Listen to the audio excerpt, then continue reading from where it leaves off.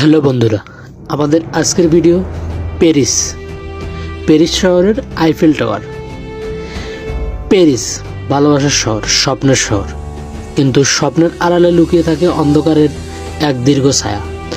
শহরের বুকে দাঁড়িয়ে থাকা এক বিশাল লোহার দানব, তার নাম হচ্ছে আইফেল টাওয়ার। সাল 1889 ওয়ার্ল্ড ফেয়ারের জন্য তৈরি হয়েছিল এই স্থাপনা।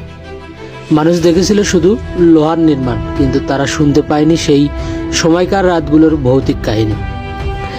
রাতের শিফটে কাজ করা শ্রমিকরা বলতেন, টাওয়ারের ছায়ার নিচে অদ্ভুত ফিসফিস শব্দ ভেসে আসত, যেন কেউ অন্ধকারে দাঁড়িয়ে তাদের দিকে তাকিয়ে আছে। কেউ দেখছে লোহার অংশের উপর ছায়া নড়ছে, কিন্তু ওখানে বাস্তবে কেউ ছিল না। এই টাওয়ারের উচ্চতা 324 মিটার। এই টাওয়ারের 3টি লেভেল।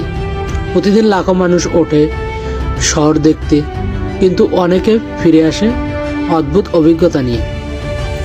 চূড়ায় উঠলে নাকি মাথা ঘুরে যায়, শরীর শীতল হয়ে আসে, আর মনে হয় অদৃশ্য কারো দৃষ্টি তাদের ঘরের উপর আটকে আছে। রাত নামলে যখন প্যারিস ঘুমিয়ে পড়ে, আইফেল টাওয়ার যেন নিজের প্রাণ ফিরে পায়। হঠাৎ সোনালি আলোয় ঝলমল করে ওঠে, আর সেই আলোর মুহূর্তের জন্য দেখা যায় লোহার জটিল গহরে ছায়া নড়ছে। বহু মানুষ ভিডিও করছে, কিন্তু আজও কেউ বলতে পারেনি এগুলো কি। অনেকে বলে এই টাওয়ার কেবল একটি স্থাপনা নয়, প্যারিসের শত বছরের গোপন গল্পের নীরব রক্ষক এটি। এর প্রতিটি বাঁকে লুকিয়ে আছে অজানা রহস্য, অশ্রুত কাহিনী, আর সেই গল্প এখনো শেষ হয়নি। এই ছিল আমাদের আজকের ভিডিও।